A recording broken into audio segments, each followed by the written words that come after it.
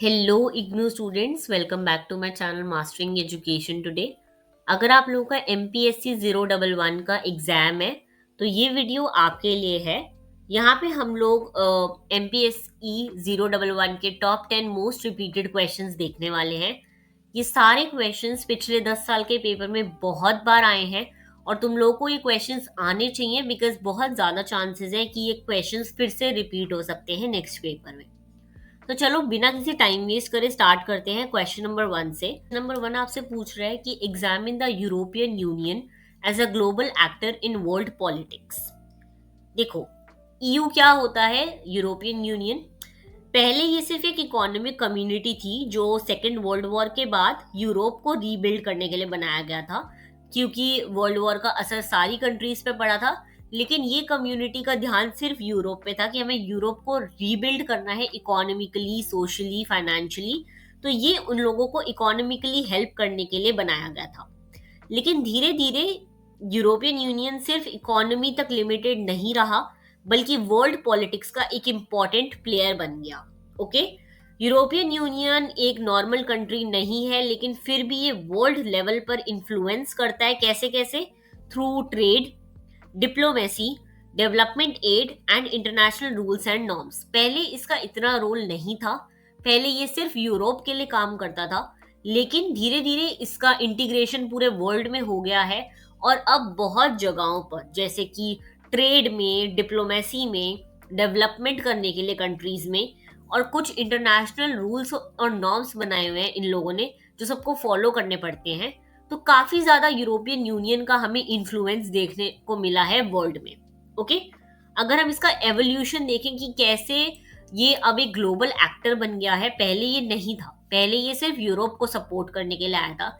लेकिन अब इसका रोल ग्लोबली कैसे हो गया, अगर हम वो देखें तो इनिशियली फॉरेन पॉलिसीज जो थी वो इंडिविजुअल कंट्रीज को कंट्रोल करती थी। हर एक कंट्री की अपनी फॉरेन पॉलिसी होती थी और वो चीज एक इंडिविजुअल कंट्री को कंट्रोल करती थी। बट जैसे जैसे इकोनॉमिक इंटीग्रेशन बढ़ी, कंट्रीज को लगा कि बाहर के वर्ल्ड के साथ मिलकर एक्ट करना बहुत जरूरी है। बिकॉज हम अपने कंट्री में खुद ही फंड्स बना रहे हैं, फिर उन्हें खर्च कर रहे हैं, तो ये तो नहीं चलेगा। हमें और कंट्रीज से इंटीग्रेट होना पड़ेगा। तो इसके लिए जो है यूरोपियन यूनियन का थोड़ा रोल बढ़ गया। सबसे पहले एक ट्रीटी आई थी, दैट इज मास्ट्रिच्ट ट्रीटी। यहाँ से CFSP आया। Okay, common foreign and security policy, जिसका मेन काम यही था कि हम लोग कैसे वर्ल्ड्स को, अलग अलग कंट्रीज को इंटीग्रेट करेंगे। और इसके बाद आई लिस्बन ट्रीटी। तुम्हें दोनों ट्रीटी पता होनी चाहिए। लिस्बन ट्रीटी जो है ये हाई रिप्रेजेंटेटिव है और EAAS बनाया गया है इसके अंदर। EAAS is European external action service. Okay, अब अगर हम देखें कि डायमेंशन क्या क्या इन्फ्लुएंस करते हैं, तो अगर हम उसको देखें, ग्लोबल इन्फ्लुएंस क्या है EU का? EU is European union. इसका ग्लोबल इन्फ्लुएंस सबसे पहले आ जाता है इकोनॉमिक पावर। ये दुनिया का लार्जेस्ट ट्रेडिंग ब्लॉक है। ट्रेड अग्रीमेंट्स, सैंक्शंस और रूल्स के थ्रू ग्लोबल इकोनॉमी को ये शेप करता है बहुत ज्यादा। ओके, दूसरा है नॉर्मेटिव पावर।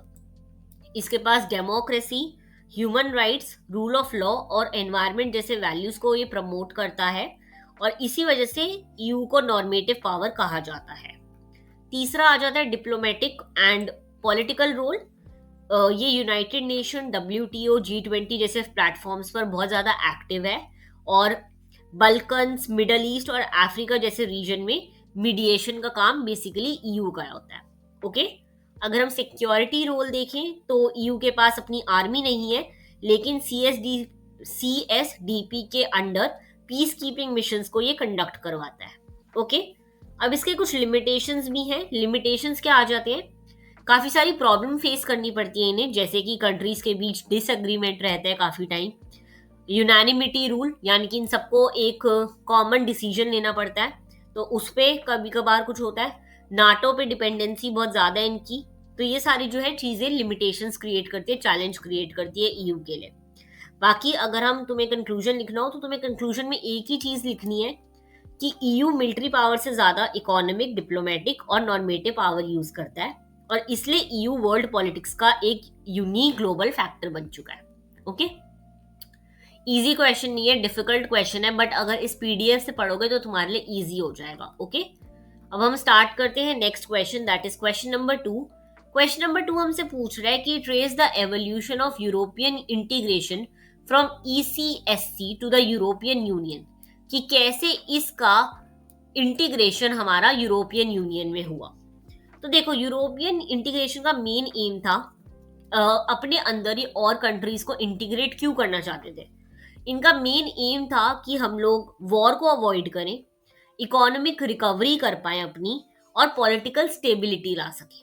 ठीक है, अब ECSC पहले क्या था, सबसे पहले स्टेप इसको था कि ये ECSC को अपने अंडर लेकर आए। फ्रांस और जर्मनी के कोल स्टील का कॉमन कंट्रोल में लाया गया ताकि वॉर का चांस कम हो जाए।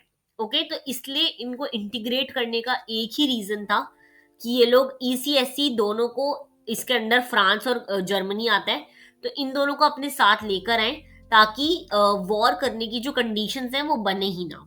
ओके, फिर इसके बाद आता है ट्रीटी ऑफ रोम। इस ट्रीटी से EEC बना, that is European economic community, और इसका गोल था कॉमन मार्केट बनाना और फ्री मूवमेंट अलाउ करना।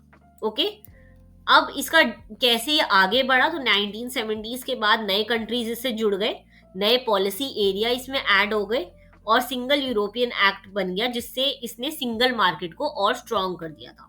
ठीक है, फिर तुम्हें दोनों ट्रीटी के बारे में, जो मैंने अभी दोनों ट्रीटीज बताई थी उनके बारे में बताना है, और उसके बाद कंक्लूजन लिखना है। Okay, little difficult questions, I would not से कि इजी हैं, लेकिन थोड़ा सा आराम से पढ़ोगे तो इजीली समझ आ जाएगा। ओके, नेक्स्ट हम पढ़ते हैं next question, that is critically examine the CFSP common foreign and security policy of European union. Very important question I would say, तुम्हें पता होना चाहिए ये। ज्यादा डिटेल में जाएंगे, पहले तुम्हें ट्रीटी बतानी है जिससे ये आया था। ठीक है, इसका मतलब होता है common foreign and security policy. Please इसका अगर बाई चांस तुम्हें ये ना लिखा है और सिर्फ CFSP आ जाए, तो तुम्हें पता होना चाहिए कि इसका मेन पूरा फुल फॉर्म क्या है, वरना तुम आंसर क्या ही लिखोगे।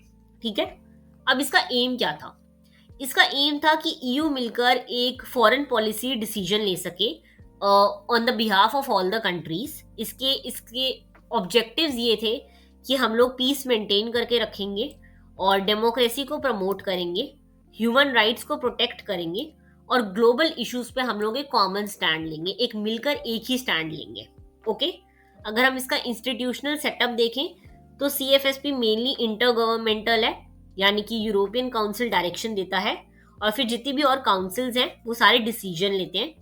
इसमें काफ़ी सारी कंट्री के रिप्रेजेंटेटिव्स होते हैं, और इसमें डिप्लोमेसी मेनली में हेल्प करता है EEAS। ओके, इसके अचीवमेंट आज तक ये रहे हैं कि इन्होंने काफ़ी सारे सैंक्शंस इम्पोज करे हैं, मीडिएशंस काफ़ी सारी करी है कंट्रीज के बीच में, और पीस मिशन कंडक्ट करा है। ओके, इसकी लिमिटेशंस ये रही हैं कि कभी कभी यूनानिमिटी रूल नहीं होता, यानी कि सबका एक कॉमन डिसीजन नहीं आ पाता, कंट्रीज के इंटरेस्ट अलग अलग हो जाते हैं, मिलिट्री पावर किसी कंट्री का वीक हो जाता है, या फिर नाटो पे इनकी डिपेंडेंसी बहुत ज़्यादा है, तो उसकी वजह से भी चीज़ें जो है काफ़ी इन्फ्लुएंस होती हैं। ओके, तो CFSP अभी भी वर्क इन प्रोग्रेस है। अगर EU को स्ट्रॉन्ग फॉरेन पॉलिसी चाहिए तो इसको और इंटीग्रेशन करना होगा और कंट्रीज को अपने साथ जोड़ना होगा। ओके, अब हम आ जाते हैं क्वेश्चन नंबर 4 पे, that is examine the role of European Union in global governance. इनका ग्लोबल गवर्नेंस यानी कि पूरे वर्ल्ड की गवर्नेंस को मेंटेन करने में क्या हाथ है। देखो, ग्लोबल गवर्नेंस का मतलब है कंट्रीज का मिलकर वर्ल्ड प्रॉब्लम सॉल्व करना। ओके, EU मल्टीलेटरलिज्म में बिलीव करता है, यानी कि मल्टीलेटरल कमिटमेंट में। ये UN, नाटो और WTO, IMF जैसे इंस्टीट्यूशन को सपोर्ट करता है, और EU जो है वो यूनिलैटरल अप्रोच के अगेंस्ट है, यानी कि एक ही चीज़ को हम प्रमोट करेंगे, पीस को सिर्फ पीस को ही रखेंगे, नहीं। ये चाहता है कि हम सारी चीज़ों को एक साथ टैकल करें, चीज़ें जैसे कि क्लाइमेट चेंज, सिक्योरिटी थ्रेट, ये सारी चीज़ें। ओके, इसका UN में क्या रोल है, UN में इसका रोल है कॉमन वॉइस यूज़ करता है और पीस कीपिंग और फंडिंग प्रोवाइड कराता है। अगर हम इकोनॉमिक गवर्नेंस में देखें तो WTO और G20 में ये free trade, fair competition, labour and environment जैसे क्लॉजेस को प्रमोट करता है। क्लाइमेट चेंज में ये क्योटो प्रोटोकॉल और पेरिस एग्रीमेंट में इसका लीडर रहा था, और रिन्यूएबल एनर्जी और सस्टेनेबिलिटी को ये भी प्रमोट करता है। बाकी ह्यूमन राइट्स में देखें तो ट्रेड और एड के थ्रू डेमोक्रेसी और ह्यूमन राइट्स को प्रमोट करता है, लेकिन इसके चैलेंजेस फिर से बहुत सारे रहे हैं। इंटरनल डिवीजन हो जाते हैं, कभी कभी कोई कंट्री किसी से अग्री नहीं होती, नेशनलिज्म आ जाता है, एक कंट्री के अंदर अपनी कंट्री को पहला प्रायोरिटी रखने वाला थोड़ा आ जाता है, और मल्टीलेटरल आजकल जो इंस्टीट्यूशंस हैं वो वीकन हो रहे हैं, तो वो भी थोड़ा प्रॉब्लम क्रिएट करता है। लेकिन आज भी ईयू ग्लोबल गवर्नेंस का एक बहुत बड़ा सपोर्टर है। ओके, नेक्स्ट हम आ जाते हैं क्वेश्चन नंबर 5 पे कि यूरोपियन यूनियन और यूनाइटेड स्टेट्स के क्या रिलेशनशिप है, इनके रिलेशनशिप के नेचर को डिस्कस करो। तो अगर हम स्टार्टिंग से स्टार्ट करें, हिस्ट्री से देखें, तो मार्शल प्लान के थ्रू यूएस ने यूरोप को रीबिल्ड किया, और कोल्ड वॉर में नाटो के थ्रू अलायंस इसका स्ट्रांग हो गया था, यूएस और ईयू का। लेकिन अगर हम अभी की बात करें इकोनॉमिक रिलेशंस की, तो ये लार्जेस्ट ट्रेडिंग पार्टनर्स हैं, इन्वेस्टमेंट और टेक्नोलॉजी में बहुत ज़्यादा कोऑपरेट करते हैं ये लोग। सिक्योरिटी कोऑपरेशन देखें तो नाटो सेंट्रल रोल प्ले करता है, जॉइंट मिलिट्री ऑपरेशंस हैं इनके, इंटेलिजेंस शेयरिंग होती है इनकी। पॉलिटिकल रोल देखें तो दोनों डेमोक्रेसी और ह्यूमन राइट्स को प्रमोट करते हैं। कभी कभी क्लाइमेट चेंज और फॉरेन पॉलिसी पे इनके डिफरेंसेस होते हैं, बिकॉज यूएस इतना क्लाइमेट चेंज में बिलीव नहीं करता, तो इसलिए वहां पे टेंशन क्रिएट होती है। बाकी थोड़ी बहुत टेंशन जो हैं वो ट्रेड डिस्प्यूट्स की वजह से हैं, डेटा प्रोटेक्शन की वजह से हैं, चाइना और मिडल ईस्ट पर अप्रोच इन लोगों की डिफरेंट है, तो उस चीज को लेकर भी थोड़े बहुत टेंशन क्रिएटेड रहते हैं। ओके, कंक्लूजन में तुम्हें यही लिखना है कि ईयू और यूएस रिलेशन एक स्ट्रॉन्ग बट कॉम्प्लेक्स पार्टनरशिप है। ग्लोबल स्टेबिलिटी के लिए ये एक रिलेशनशिप बहुत इंपॉर्टेंट है। ओके, तो ये हो गए 5 क्वेश्चन जो बहुत इंपॉर्टेंट है एमपीएससी 011 के लिए। अगर तुम्हें इसका पार्ट 2 चाहिए तो तुम्हें कमेंट करना है नीचे 2। अगर तुम 2 कमेंट करोगे तो मैं समझ जाऊंगी कि तुम्हें पार्ट 2 चाहिए, और अगर नहीं तो इट्स ओके। बाकी अगर तुम्हें इसका पीडीएफ चाहिए तो नीचे कमेंट कर देना पीडीएफ, मैं इसका पीडीएफ भेज दूंगी। ठीक है, मिलते हैं नेक्स्ट वीडियो में, तब तक के लिए all the very best, keep preparing well.